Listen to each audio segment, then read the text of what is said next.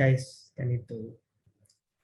Dan untuk topik kita pada sore hari ini, kita akan membahas ya guys, mengenai salah satu topik yang cukup viral, yaitu mengenai salah satu seorang mbah ya, yang sudah cukup berumur, dia itu mempertahankan diri guys dari seorang pencuri yang memang sempat masuk ke area Simbah ini. Tetapi Simbah ini kemudian mendapatkan sanksi hukuman akibat dia itu membela diri terhadap si pencuri itu guys. Dan untuk topik kita itu, saya pun juga tidak sendirian di sini. Ada rekan saya yaitu Erika, kan begitu.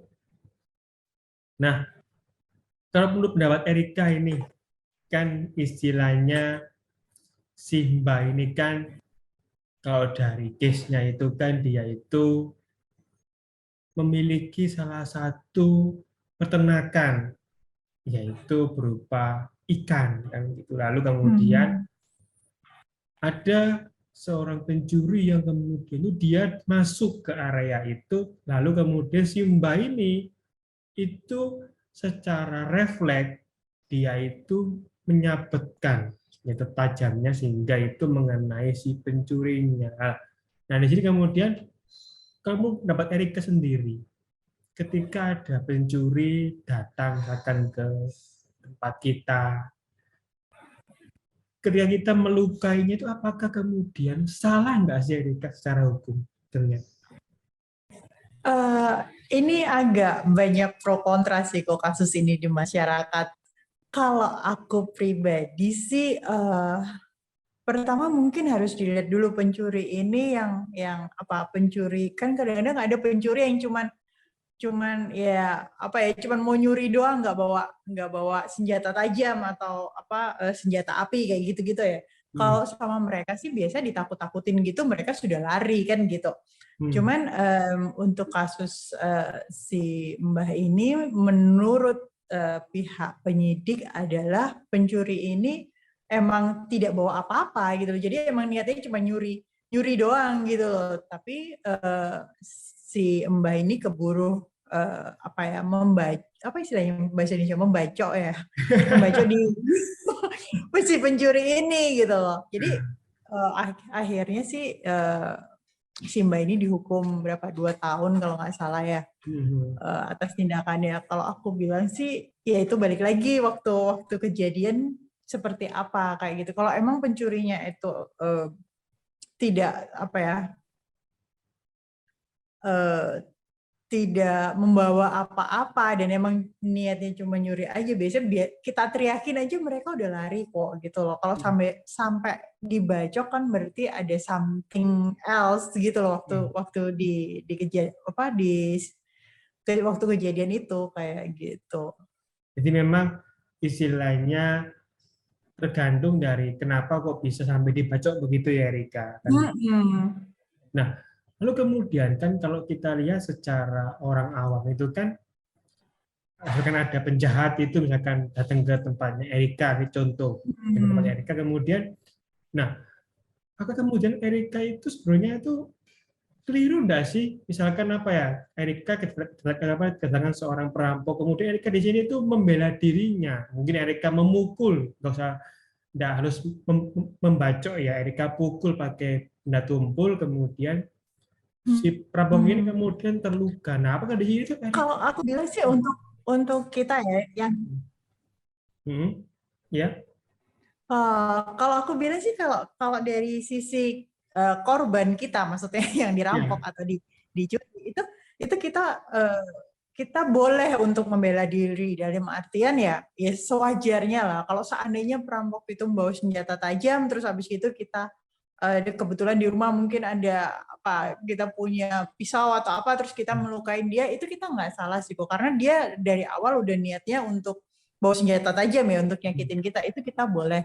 Atau mungkin seandainya orang itu taruhlah harmless, nggak bawa apa-apa gitu, kayak si pencuri ini ya, dia nggak bawa apa-apa gitu, mungkin kita pakai tongkat, biasa di rumah ada tongkat sapu kayak apa dipukul ke dia juga oke. Cuman isunya kan kalau kasus ini akhirnya apa ya, lukanya lumayan berat gitu loh. Yang diisukan di sini kan itu kayak gitu sih. Tapi kalau dalam artian emang pencurinya atau perampok itu bawa senjata tajam atau senjata api, kita boleh loh kalau seandainya kita ada apa di rumah ada pisau atau apa gitu, kita yang berantem, kasarannya berantem sama dia ya, terus habis itu kita yang nusuk-nusuk mereka gitu. Kalau mungkin udah apa punya martial art kayak gitu-gitu kan mereka udah top kan. Itu it's okay gitu loh, karena tujuannya adalah kita membela diri kita sendiri kayak gitu sih. Oke. Jadi kalau dilihat secara case-nya itu memang harus dulu ya, kira-kira apakah pencurinya itu membawa entah itu alat ataupun benda-benda yang memang itu membahayakan jiwa kita. Dan di sini biar kita pun juga bisa melakukan proteksi diri atau enggak perlindungan diri dengan cara memang kita memberikan perlawanan dan seperti itu. Nah, lalu begini, apakah kemudian sekarang ketika misalkan seperti Mbak tadi itu ya mungkin si Mbak itu yang namanya orang awam ya, kaget kan begitu ada pencuri masuk, lalu dia ngambil itu kemudian disabetkan. Nah, apakah dia juga dia itu dengan refleks seperti itu keliru enggak? Karena gini kan, ada orang asing tanpa pemirsi, dia bertamu. Kalau dia mungkin dia masuk ke area tempat dia ternak ikan tadi itu, kemudian karena mungkin dia namanya orang awam, kaget kan, loh kok ada orang asing, wis apa namanya, wah ini pencuri nih, langsung dibacok. Padahal mungkin juga orang ini juga niatnya bukan mencuri. Nah, apa di sini orang yang masuk tanpa izin ini juga keliru nggak sih Rika sebetulnya? Kalau masuk tanpa izin sih udah pasti keliru kok.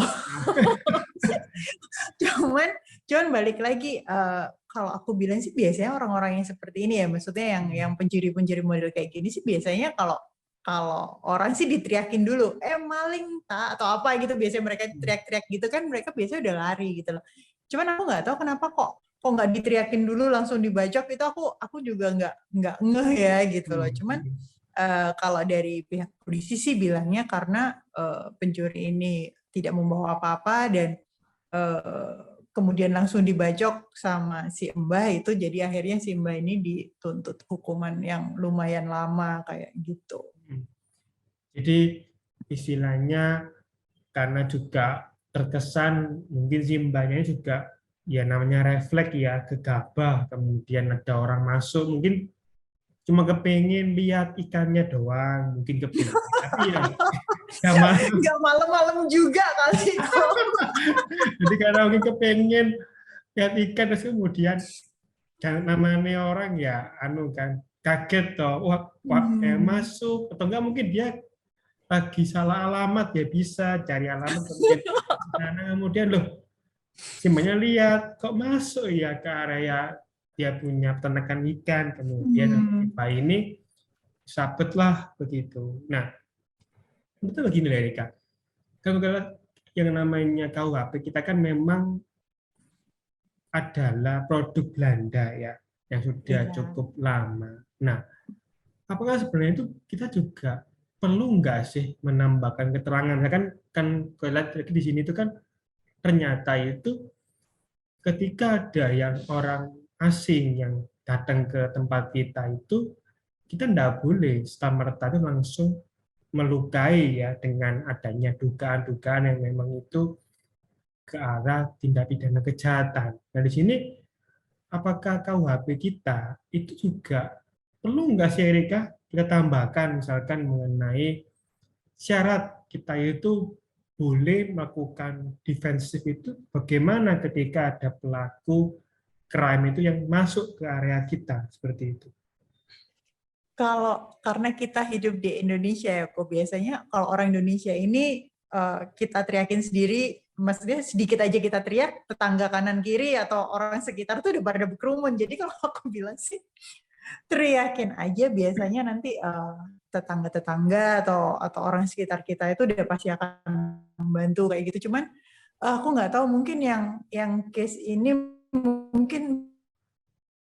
mungkin juga dia emang udah sering ke situ gitu, kalau bolak-balik kan ke kolam itu gitu. Jadi lama-lama mungkin si Mbah ini kesal juga, udah dibilangin jangan nyolong, dia nyolong terus kan, mungkin juga gitu loh. Jadi kalau aku bilang untuk merubah undang-undang yang ada mungkin juga perlu diupdate sedikit, dalam artian mungkin definisinya lebih diperjelas. Cuman kalau aku balik lagi sih rasanya balik lagi ke aparatnya ya. Maksudnya untuk definisi itu kan mereka nanti implementasinya di Apa? sehari-hari. Itu definisinya kan mereka biasanya sudah jelas gitu loh. Mereka yang sudah terbiasa kerja di bidang itu sih biasanya sudah tahu, oh ini maksudnya ini maksudnya itu, biasanya sih sudah tahu kalau aku bilang kayak gitu. Jadi memang alangkah baiknya juga kita punya undang-undang itu ditambahkan ya mengenai definisinya. Jadi biar di sini itu ketika kita ingin melakukan pembelaan diri itu ada tolak ukurnya. Itu nggak kemudian asal ada orang asing masuk, bacok, orang asing masuk, pukul. Ini kan ya apa ya, serem juga. Jadi sebaliknya itu menjadi salah satu tolak ukurnya kan begitu. Nah, lalu kemudian kalau kita kembali kepada case-nya ya, kalau menurut pendapat Erika, apakah Erika juga selaku praktisi juga sepakat ketika misalkan Mbak Minto ini membacok tadi itu si pencuri yang diduga sebagai pencuri itu sebenarnya itu keliru. Misalkan kalau Mbak Minto ini tidak memberikan semacam mungkin peringatan, gimana sih Erika? Kalau aku sih pribadi terus terang setuju sama si Mbah biar kapok nggak nyuri lagi. Nggak, karena gini, kadang-kadang sih orang itu kalau cuma diperingatin aja suka diulang-ulang terus ya, kalau aku bilang sih kayak gitu. Cuman ya balik lagi mungkin untuk di sisi hukumnya ya tidak seperti itu ya gitu loh. Cuman kalau aku pribadi sih lebih setuju sama si Mbah untuk begitu siapa yang deket langsung dibacok biar kapok. Nah, lalu kemudian kan Eka juga memang istilahnya juga sempat stay kan di luar negeri. Kan kalau kita juga yang namanya luar negeri itu juga terkadang ada beberapa negara yang memang itu membebaskan misalkan untuk memiliki senjata api ya, kan begitu. Misalkan kita di beberapa negara ada yang seperti itu. Nah, apakah di sini kemudian ketika misalkan negara tersebut juga kalau menurut pendapat Erika juga itu juga Erika setuju nggak sih misalkan kita punya misalkan juga diberikan kebebasan seperti itu agar mungkin di sini itu membuat si pelaku kejahatan itu menjadi agak berpikir ya ketika dia kepingin bertamu atau nggak kepingin masuk ke area orang itu menjadi kepikiran apakah nanti dia mendapatkan sanksi yang lebih tegas gimana sebenarnya Erika? Kalau di luar negeri sih kalau aku bilang kayak di Australia itu ada bukan pembatasan lagi, tidak diperbolehkan untuk memiliki senjata api misalnya, meskipun itu modelnya kayak senjata pemburu gitu ya. Maksudnya kalau di Australia itu banyak yang suka nembakin kanguru kayak gitu-gitu loh, mereka pergi berburu weekend kayak gitu-gitu, itu ada license-nya kayak gitu kok. Cuman kalau untuk aku pribadi dengan terus terang kalau yang kebanyakan kan kalau di luar negeri penduduknya juga nggak sebanyak di Indonesia ya gitu loh. Jadi kalau aku bilang mungkin untuk dan rumahnya juga berjauhan. Kalau kita kan dempet-dempetan di sebelahan. Yeah. Kalau di luar negeri kebetulan itu satu sama rumah satu, apalagi yang tidak di kota perkotaan ya, maksudnya di pinggir kota gitu, satu rumah dengan rumah yang lain tuh lumayan jauh gitu loh. Jadi kalau kita teriak-teriak pun mungkin tetangga kita nggak dengar kayak gitu. Jadi kalau aku bilang untuk pembelaan diri sendiri sih rasanya kita emang diperbolehkan untuk memiliki senjata, meskipun itu bukan senjata api ya. Jadi mungkin kayak apa yang pisau apa yang buat army gitu, itu biasanya lagi trending di luar. Kayak gitu, itu diperbolehkan sih untuk kita. Jadi kalau seandainya ada pencuri masuk nggak usah ngomong di dalam rumah ya, begitu masuk di halaman kita aja kita sudah berhak untuk untuk membela diri kayak gitu. Cuman ya balik lagi kalau di Indonesia mungkin belum se ekstrim itulah gitu loh, karena lingkungan kita juga berbeda dalam artian ya tetangga kanan kiri dekat, kalau ada apa-apa juga orang direct sendiri, sedikit aja orang-orang udah pada datang kan kayak gitu. Jadi memang secara culture juga berbeda ya, kan itu juga memiliki kebudayaan yang berbeda juga antara di negara kita dengan di negara luar kan begitu Erika.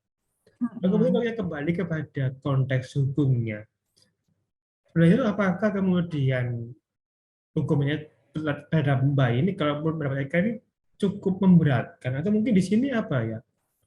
Sebenarnya sih kita perlu ya menambahkan mungkin apa beberapa sanksi hukum lain, buat nggak cuma buat mbahnya, buat orang yang terbacok kan juga dia juga secara hukum juga kan pasti kan juga keliru kan karena dia masuk ke area orang. Di sini kan kemudian juga mestinya juga secara hukum juga si orangnya juga bersalah secara hukum gitu aja kan. Gimana? Loh, bukannya orangnya itu juga dia nunggak ya, cuman mbahnya aja yang dihukum. Enggak, mbahnya aja begitu. Aku pikir juga si pencurinya juga dihukum, enggak tah? Enggak. aku mikirnya ini kedua belah pihak sama-sama dihukum dalam artian si mbah ini kena penganiayaan, terus si pencurinya mungkin kena pencurian kan pasti gitu karena dia nyuri kan gitu loh. Enggak tah?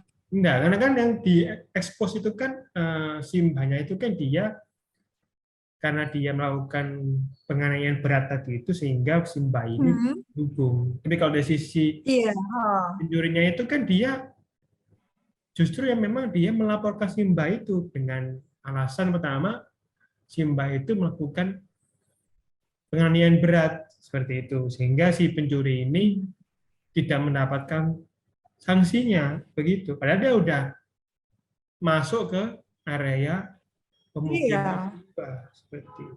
Kenapa dia kemudian? Mestinya kan dibalik juga, Toko. Maksudnya dia yang pencuri juga mestinya dilaporkan juga sebagai pencurian kan mestinya seperti itu. Otomatis kan nggak maksudnya dalam artian jadi hukum ini nggak berpihak di satu sisi ya gitu loh. Maksudnya ya oke Simba mungkin bersalah karena dia melakukan pembacokan itu tadi. Tapi di satu sisi juga si korbannya juga bukan berarti dia tidak bersalah kan gitu.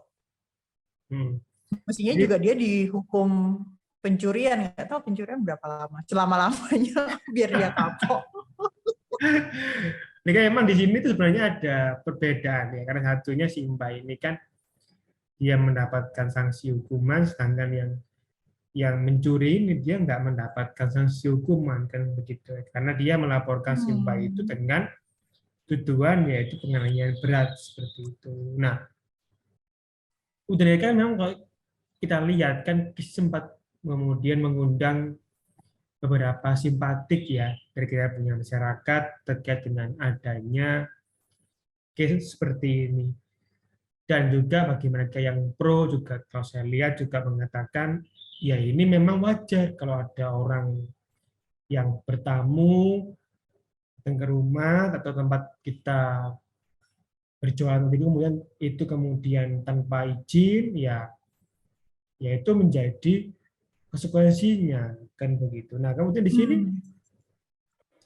sebenarnya begini, apakah kita punya masyarakat ini perlu nggak sih perlu kita kasih semacam edukasi ya? Karena mungkin kalau misalkan ada hal yang serupa, misalkan mereka juga kemudian dimasuki oleh orang-orang yang memang tidak berkepentingan, di situ kemudian mereka itu sebenarnya itu apa sih yang harus mereka lakukan? Apa cuma berteriak aja?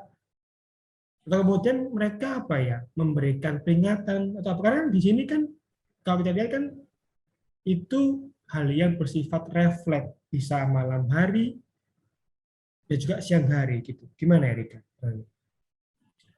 Kalau aku bilang sih otomatis refleks kita teriak ya aku. Maksudnya kalau ada seseorang yang kita nggak kenal terus masuk ke rumah kita atau ke halaman kita atau apa gitu itu pasti kita otomatis teriak kalau aku bilang sih, atau mungkin juga kita bisa pakai mungkin bukan senjata tajam sih kayak apa ya, kalau di rumah mungkin punya kayak tongkat-tongkat gitu. Kalau aku sih ada kayak tongkat yang buat ngambil apa laba-laba itu kan lumayan panjang ya. Kalau mukul ke orang kan sebelum kena kita dia kena duluan kayak gitu.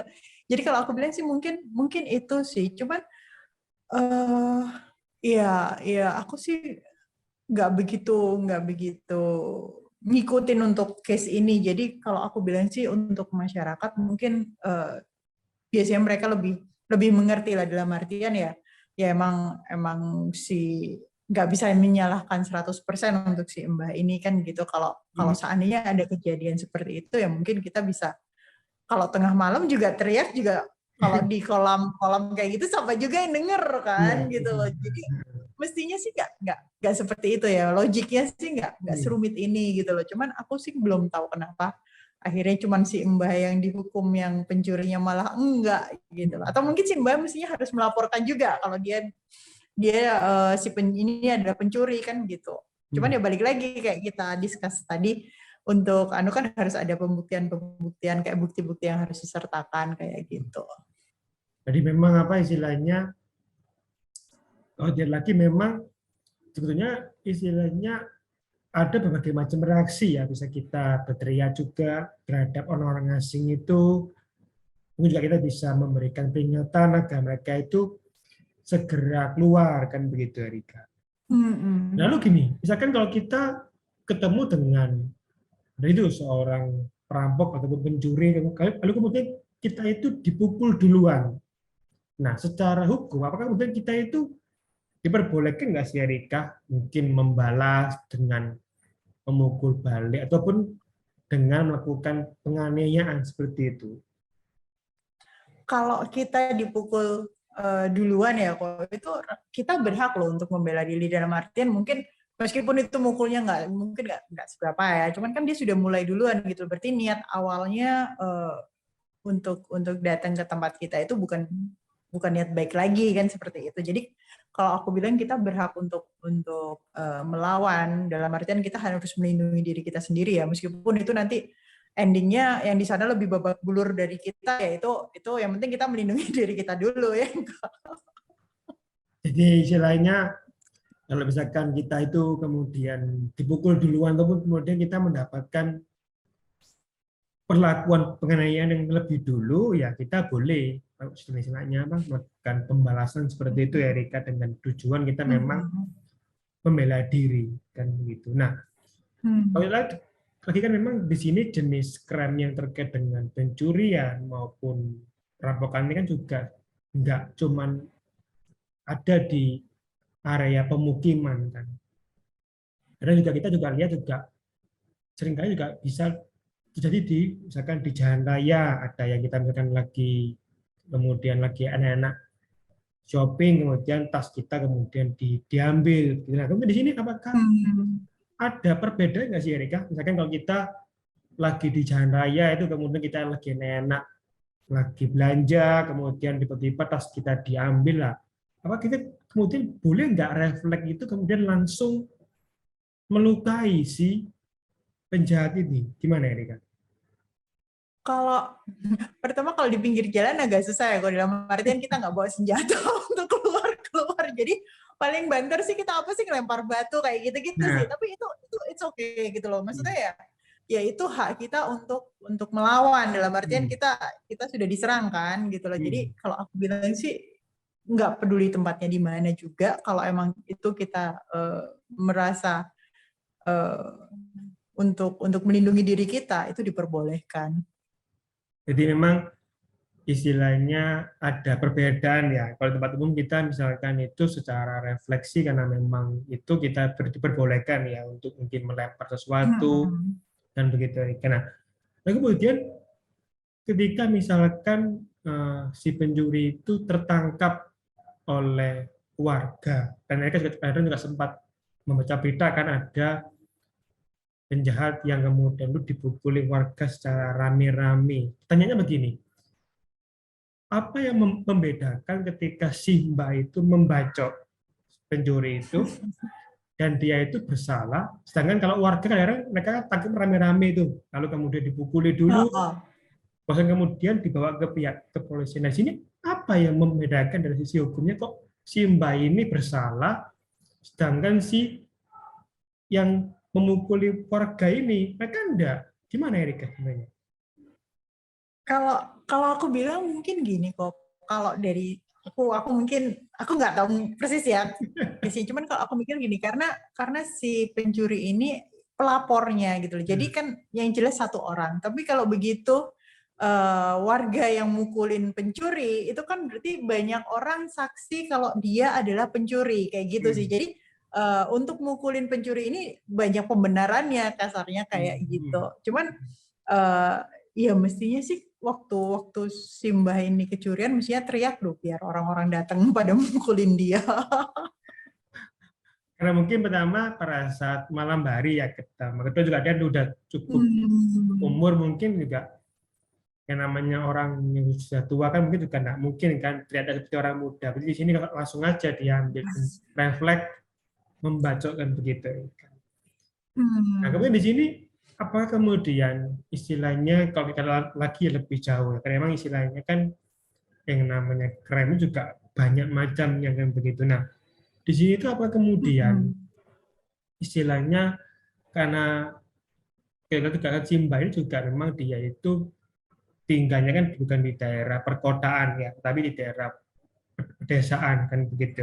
Karena kemudian itu kita punya pemerintah sekarang itu juga emang perlu nggak sih lebih banyak ya memberikan edukasi hukum yang lebih merata sampai ke daerah-daerah yang memang itu jauh dari perkotaan. Kan kalau itu juga di sini Simba ini kan juga bukan orang yang mengerti hukum, dia hanya tahunya ada orang asing masuk, dia kaget mungkin ya, masuk dia bacok. Nah, di sini berarti dia juga secara istilahnya personal juga nggak mendapatkan edukasinya mengenai kalau itu kemudian itu keliru. Jadi gimana Erika sebenarnya? Kalau aku bilang mungkin ya apa ya edukasi itu untuk nalar sih rasanya sudah oke ya, orang Indonesia ini sudah tahu mana yang benar mana yang salah. Cuman kadang-kadang begitu kita berhubungan atau berhadapan dengan hukum itu sesuatu yang dinalar itu mestinya benar itu bisa jadi salah kan gitu, tergantung dari sisi mana hukum ini dilihat kayak gitu kok. Jadi kalau aku bilang rasanya untuk edukasi atau apa masyarakat kita untuk ini kan untuk kayak gini-gini kan sepele ya, maksudnya dia pencuri masuk terus kasarannya kita ngebukin dia kayak gitu-gitu, itu mestinya sudah diperbolehkan gitu loh. Cuman ya itu tadi balik lagi aku nggak ngerti kenapa kok malah cuman si Mbak aja yang dihukum si pencurinya enggak kayak gitu. Jadi istilahnya kalau secara umumnya sih memang itu sebenarnya itu tidak menjadi persoalan ya, karena memang di sini sebenarnya juga kalau mungkin si pencuri itu memang dia masuk ke area yang bukan miliknya juga dihukum juga kan begitu. Jadi nggak cuma si Mbak aja yang memang terkena sanksi hukumnya kan begitu Erika. Nah kalau kita lagi di sini kan berarti di sini memang ada ketimpangan ya. Yang pertama satu si Mbak ini juga mendapatkan hukuman sedangkan yang nyuri justru nggak dapat. Lalu kemudian apakah di sini juga istilahnya Erika juga melihat itu sebenarnya sih ada wujud sih kalau hukumnya juga tidak selalu berpihak ya kepada orang yang kecil. Gimana Erika sebenarnya? Iya, kalau aku bilang sih ya seperti kita ini jargon umum sih, hukum itu seperti berapa pisau dengan apa dua mata pisau istilahnya kan. Jadi ya tergantung dari kita gimana menyingkapin suatu kasus. Kalau aku bilang sih ya tadinya mestinya Simbah ini benar, apa yang dilakukan itu sudah bisa pembenarannya ada, akhirnya menjadi salah cuman gara-gara si pelapornya adalah atau korbannya ini adalah pencuri yang notabene-nya mestinya dia yang harusnya dihukum kayak gitu. Jadi memang istilahnya secara hukum ini memang juga kita juga harus melihat dari banyak sisi ya. Kan juga istilahnya yang pasti istilahnya enggak semua isu yang mungkin kita lihat itu benar, kemudian itu bisa benar secara hukumnya juga harus dipertimbangkan lagi terkait dengan berbagai macam, pertama yaitu cara kita yang melihatnya. Kedua juga terkait dengan buktinya seperti itu. Mungkin si Mbak ini juga karena tinggal di daerah pedesaan, dia nggak memiliki CCTV, jadi ya nggak bisa tuh dia menunjukkan kapan si orang ini ngambil ikannya. Mungkin dia nggak sengaja hanya lewat begitu, kemudian dia masuk, kemudian terbacok, sehingga di sini Simba juga minim untuk membuktikan dia itu mengambil ikannya ataupun dia sempat masuk ke areanya itu. Nah, seperti itu ya. Nah, untuk kesimpulannya Rika, buat para netizen ini apa dalam topik kita pada sore hari ini?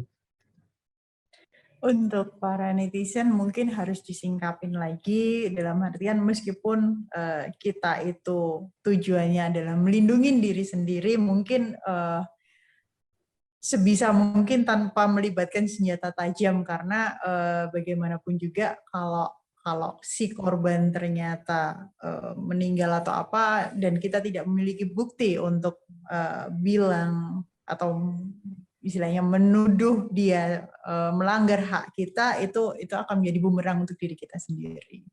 Tuh. Nah, kalau saya pribadi ya pemirsa, saya tambahkan itu terkait dengan tadi istilahnya case kita, yaitu mengenai Simba ini adalah pertama buat para netizen ya, misalkan kepingin melakukan pembelaan diri terhadap orang-orang asing yang masuk ke dalam tempat kita, itu alangkah baiknya kita memberikan peringatan terlebih dahulu. Mungkin dengan kita itu berteriak, kemudian dengan kita istilahnya menyuruh mereka itu keluar, kan begitu. Jadi jangan gegabah, kita itu langsung melakukan perlawanan yang pertama. Kedua juga, misalkan orang tersebut memang bertujuan kurang baik ya, dengan cara membawa beberapa alat yang bisa membahayakan jiwa kita. Yang pertama, kita juga harus mempersiapkan diri juga dengan membekali diri kita dengan alat juga. Jadi itu sebagai bentuk preventifnya.